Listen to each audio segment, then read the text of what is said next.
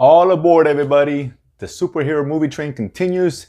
Just leaving Infinity War Station, which was amazing. And now next stop, Deadpool Station. Should you guys get off there? Absolutely. And with that, I'm welcome you to another episode of The Romance Room. My goal, as always, is to enhance a movie watching experience. So Deadpool is back. That's right, everybody's favorite foul-mouthed superhero, Ryan Reynolds, reprising his role from a couple years ago. A movie which took a lot of people by surprise. I absolutely loved the first one, so I was really anticipating this one, hoping they want to give us that sequel letdown. And good news, everybody, it's really good. So now people are always going to naturally ask, well, is it better than the first? And I'm not sure at this point. I'll let you guys decide whether you think it's better or not. This movie, it's a great movie regardless. But the one advantage the first one did have is that it was the first time you watch it was the freshness that it gave new life, injected new life into this kind of stale superhero genre for the most part. It gave it something completely different.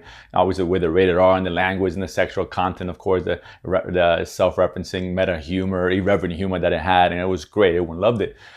So this doesn't have that, obviously, because we've seen it before, and this movie gets us more of the same, but that's a really good thing here. Now, what's good about this one is that, again, much like the first Deadpool, it keeps the story small and intimate, self-contained. Most sequels try to go bigger and better in every aspect, and this is not a movie where Deadpool's trying to save the world, trying to save the universe. He's essentially just saving one kid. We have Josh Brolin returning again here. We just saw him in Infinity Wars, and it is the summer of Josh. Apparently, he was Thanos, now he's Cable, and he's got Sicario 2 upcoming in July, so he's going to be everywhere, and that's good for all of us. As I'm a fan of Josh Brolin. He was great in Infinity War, and he's great here as Cable. Now, Cable is someone who travels through time to try to kill this kid, and Deadpool's kind of caught in the middle, and he's trying to save him from Cable. While at the same time, he creates his new team called X-Force, which is a great new addition to the cast and all that. And there's a lot of surprises in here. I don't want to spoil anything. The trailers really did a good job of keeping the story secret for the most part,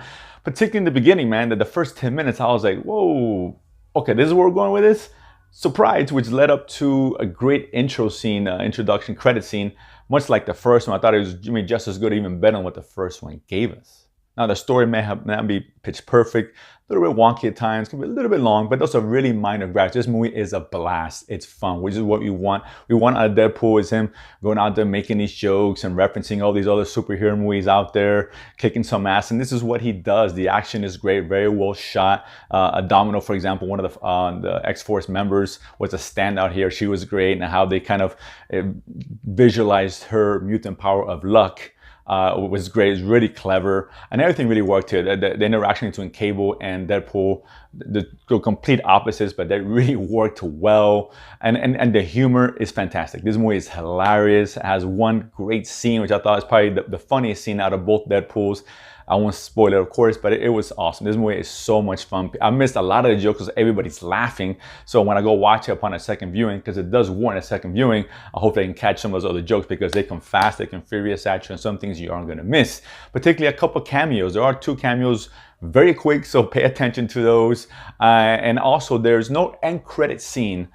There's a mid-credit scene, a collection of scenes together, which are absolutely brilliant.